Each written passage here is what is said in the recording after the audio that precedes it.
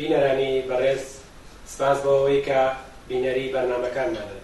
لەم بەشە لە بەرنامەکانمانە لە ڕێگەی تەلەفۆنەوە هاوڕێ ناسری مورادی دەبیری خارج کشوەری حزبی کۆمونیست کاریگەری ئێران حکمەتیستمان لەگەڵایە. هاوڕێ ناسر لە ڕێگەی تەلەفۆنەوە بەخێبێ بۆ ئستودیۆی تەلەڤیزیۆنی پارتۆ. سپاس دەکەم هاوڕێ کاروان، دەستا خۆش پێ منی سڵام هەیە بۆ ئێوە بۆ بینەرانی تەلەڤیزیۆنی پارتۆ. سپاس بۆیەوە بینەرانی خۆشەویست. هەروەکە ئاگادارن حزبی کۆمونیست کاریگەری ئێران حکمەتیست هەموو ساڵێک بۆ ڕێزگرتن و ناساندنی هەرچی زیاتری مەنسووری حکمەت تێئۆریسیۆن و ڕابەری کۆمونیزمی کرێکاری هەفتەیەکی بەناو هەفتەی مەنسوور حکمەت ڕاگەیاندووە. سەبارەت بەم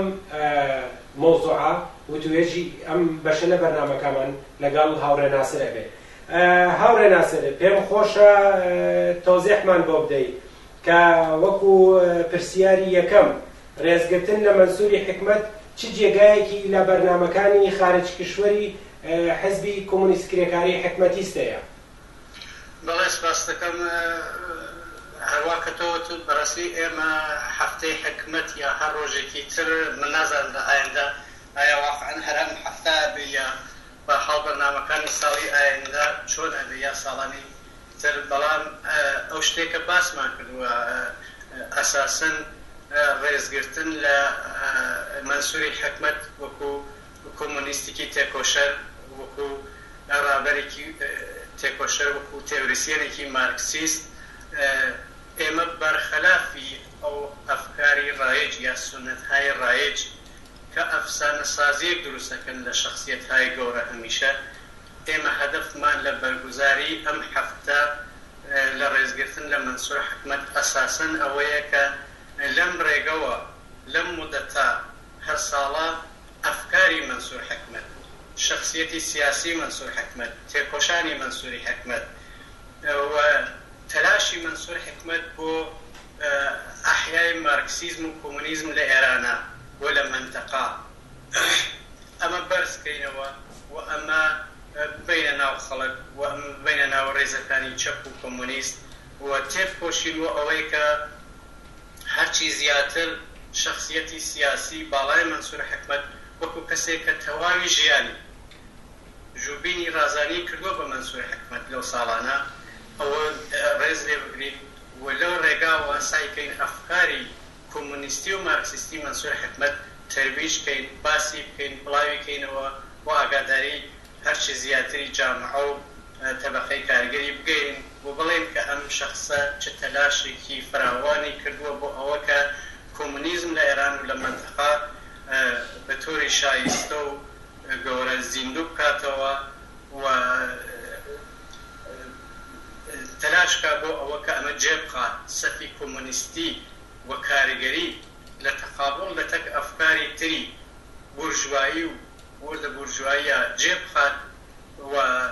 سایکات ئەمە بکا بە ڕێنمونی تەبەقەی کاریگەر و خەڵکی ئازادیخوا و بەرابەری بۆ ئینقلابێکی سۆسیالیستی و بۆ دنیایەکی باشتر. سپاس هاوڕێ ناسر، پێمان خۆشە بزانین فعالیەتەکانی ئیمساڵی تەشکیلاتی خارجی کشوەر چی بوو؟ بەڵێ ئێمە هەر ساڵە ئەم فعالیەتەمان بووە لەو ڕۆژەوە کە مەنسووری حکمەت یاچووە هەر ساڵە هەفتەمان گرتووە تا ئێستا. ئەم ساڵیش وەکو ساڵانی پێشوو تەلاشمان کرد لەو ئەو بەشێکە بە تەشکیلاتی خارج ئەگەڕێتەوە لە تەواوی ئەو وڵاتانە کە ئێمە فعالی حزبیمان هەیە، ڕەفیقەکانی ئێمە واحدی تەشکیلاتیان هەیە، کۆمیتەی تەشکیلاتیان هەیە، تەلاشمان کرد لەو وڵاتانە ئەزۆمە لە وڵاتانی ئینگلیز، ئاڵمان، سوئێد، نۆروێژ، هۆلەند و وڵاتانی تریش سایمان کرد ئەم بەرنامانە ئەم بەرنامەی هەفتەی حکمەتە دانین، خەڵکی بۆ بێنەوە فعالینی چەپی داوەتکەین کە بێن و لەم وڵاتانە ڕێزگرتن لەم شخصیەتە گەورەی کۆمونیستیە بەڕێوە چوو. ئەم هەفتە تقریبەن لە 5 تا 11 ژوان ئێمە لە وڵاتانێکە کە ناومان برد مەراسممان کرد. ڕەفیقەکانی ئێمە فعالینی حزب لەم مەراسمانە سخۆنڕانیان کرد بە تەرویج و تەبلیغی ئەفکاری مەنسووری حکمەت دانیشتن و جەلساتی فراوانیان بەرگوزار کرد و ئەرزیابی منەوەیە هەفتەیەکی موفقمان بوو لە بەڕێوەبردنی ئەم مەراسمانە و تەرویجی ئەفکاری مەنسوورە حکومەت هەروەکە ناوەمبەر لەم وڵاتانەکە باس کرد. بەڵێ هاورە ناسر، مەزموونی بەحسەکان لە بەرنامەکان کە بەڕێوەتان درۆوە بەگشتی چی بوو؟ بەڵێ وەڵام متەفاوت بوو. تەواوی ئەوە سخۆنانیانە کە ڕەفێقەکانی ئێمە دایان نابوو، چه فعالینی حزب چه کەسانی تر کە شرکەتیان کردبوو لەم مەراسمانە فرەتر لەسەر باسکردنی بەحسا و مباحثاتی بوو کە مەنسووری حکومەت لەسەر کۆمونیزم، لەسەر ئەحیای کۆمونیزم بەناو کۆمونیزمی کاریگەری، لەسەر ساقەوکردنەوەی کۆمونیزمی کاریگەری لە مقابل ئەفکاری بورژوایی و وردە بورژواییە، لە مقابل سیاسەتهایەکە کە جامعەی سەرمایەداری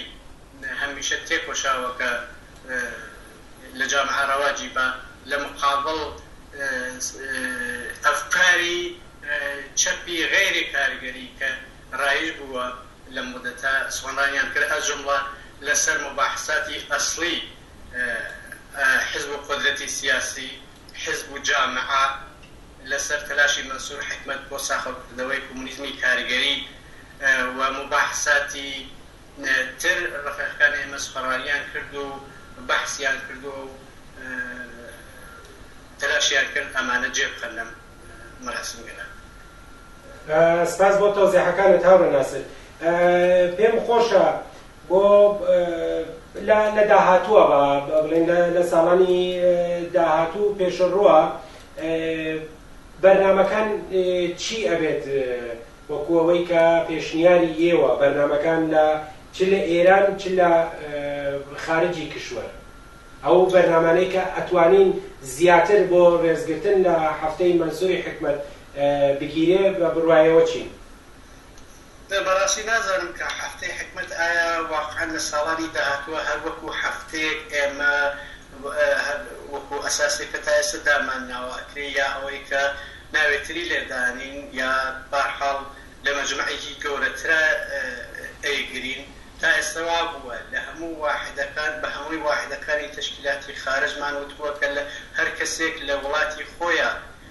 ئەم هەفتە بەرگوزار کات و بەڕێوە بووە. بەڵام واقعیەتەوەیە نازانم لە ساڵانی ئایندەش ئایا هەر ئەمە ئێدامە ئەدەین یا ئەوەی کە ممکنە مەسەڵەن مەجموعێکی گەورەتر لە وڵاتێکی مشەخەسە بەرپا بکەین و بە تێکڕا واحدەکان جەمع بنەوە یا خەڵکی خارجی کشوەریش بۆ یەک جێگا دەعوەت بکەین. ئەمە هێشتا تەسمیمی لەسەر نەگیراوە، بەڵام ئەکرێت جێگەی باسە کە ئایا ئەمە واقعاً هەروە ئێدامە بین یا وای لێ بین کە من پێشبینیەکەم کە ئەوە باشتر بێ. بەڵام ئەساسەکەی ئەوەیە ئێمە ڕێزگرتن لە یادی مەنسوور حکومەت لە تەلاش و زەحماتێکە مەنسوور حکومەت بۆ ناساندنی کۆمونیزم و مارکسیزم بۆ ساخەوکردنەوەی کۆمونیزمی کرێکاری بوویە بە شکڵێکی فراوانتر و هەمەجانبەتر حتمما بەرگوزاریەکەین و تەلاشەکەین لەم مەراسمانە تەلاشی مەنسووری حکومەت بۆ ساختکردنەوەی کۆمونیزمی کرێکاری لە ئێران و لە منتەقا تەحتیڵی نەکەین و بەڕێوە بووین و هەمەجانبە بەکاری بێنین. بەڵێ، یعنی بە بڕوای ئێوە بۆ ڕێزگرتن و ناساندنی زیاتری مەنسووری حکومەت پێتان وایە کە غەیری ئەوەی کە هەفتەی مەنسووری حکومەت ڕسمەن ڕاگەیەنراوە، بەڵام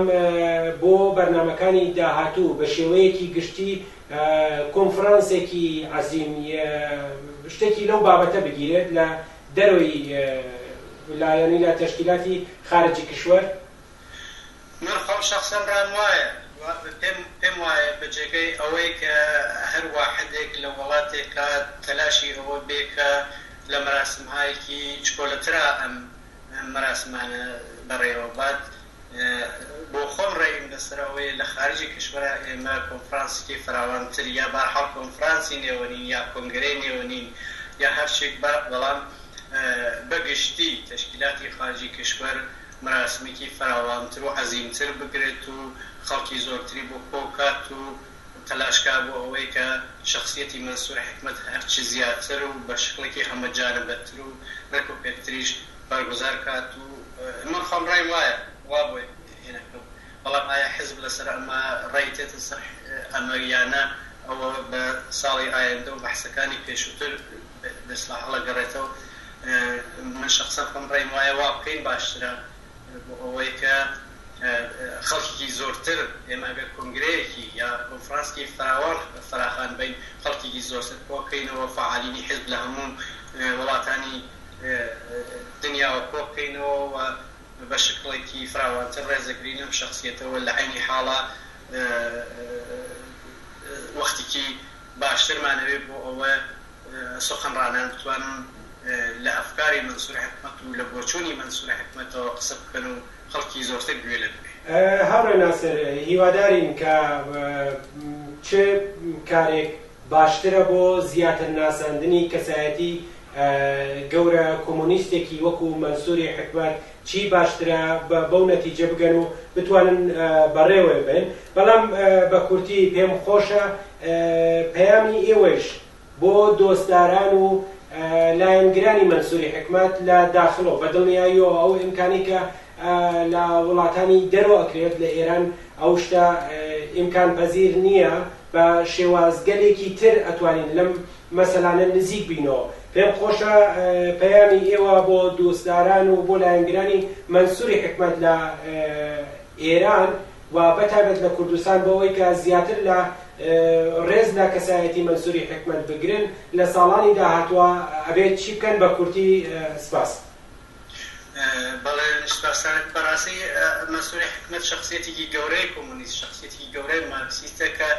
تەواوی عمری قەڵەمی نەوێستاوە تەواوی عمری تەلاشی کردووە کە کۆسپایەکە لە ڕێگای یەکگرتوویی تەبەقەی کارگەر و چاوساوانە هەیە لە ڕێگای گەیشتن بە دنیایەکی باشتر قەڵەمی لێداوە و نووسیویە و لە مقابڵ ئەفکاری تری ئەفکاری بورژوایی و ئەفکاری غەیری کۆمۆنیستیە قەڵەمی لێداوە و نووسیە لەم ڕێگادا مەجموعەیەک با بڵێن بەخەڵی خۆی کێفێک لە نووسراوەی هەیە لە مەجموعە ئاسار و لە منتەخەب ئاسار و لە نوێشتەکانی کە هەمیشە نووسیویە و لە سایتی منسووری حکمت فرەیەکی مەوجودە و حزبی حکمەتیشیش لەم ساڵانە تەلاشی کردووە کە فرەیەک لەم ئاسارەی منسووری حکمت چاپ بکە بە سوورەت منتەخەب ئاسار و مەجموعە ئاساری هەیە. پەیامی من بۆ فعالینی کۆمۆنیست بۆ دۆستدارانی منسوور حکمت ئەوەیە ئەم هەرچی زیاتر بۆ خۆیان بۆ خەڵکیش شخصیەتی منسووری حکمت نووسراوەکانی نەزەراتی تێۆریەکانی ببەرە ناو خەڵک بۆ خۆیان بیخوێنەوە وەکو مارکسیستێک و تەلاشکەن ئەمە بکەن بە چرای ڕێگەی مۆبارزە و تێکۆشانیان بۆ دنیایەکی باشتر بۆ ئینقلابێکی سۆسیالیستی و بۆ ڕزگاری تەبەقەی کارگر لە شۆسانەوە ئەنتیجا لە هەر کوێکەن لە هەر ساڵێکە لە هەر ڕۆژێکە هەرچەند ئێمە هەموو ڕۆژێک نییە کە مراجعە نەکەین بە منسوور حکمت لە نووسراوەکانی لە نەشریاتمانە چاپی نەکەین لە تەلەڤیزیۆنمانە باسی نەکەین لە رادیۆمانە باسی نەکەین و ئەمە هەرکاری هەر ڕۆژێ ئێوە بەڵام ئەم هەفتە تایبەتیە یا هەر ڕۆژێکی تایبەتی بۆ منسوور حکمەتە خەڵک و فعالینی کۆمۆنیست تەلاشکەن بۆ ئەوەی کە ئەفکاری ئەم شخصیەتە گەورەی مارکسیستە بیخوێنەوە باسی لێ بکەن قسەی لەسەر بکەن تەبادڵی نەزەری لەسەر بکەن و بیکەن بە چرای ڕێگای خۆیان و تێۆریەکانی بۆ ئەوەی کە ئەو تەلاشەی کە منسوور حکمت کردی بۆ ڕزگاری تەبەقەی کارگەر و خەڵکی چۆساوە ئەوانیش لە پێناوی ئەو ڕێگایە تەلاش بکەن و لەسەر ئەوە کۆبنەوە و ڕێنمون وەرگرن و بیکەن بە ڕێگەی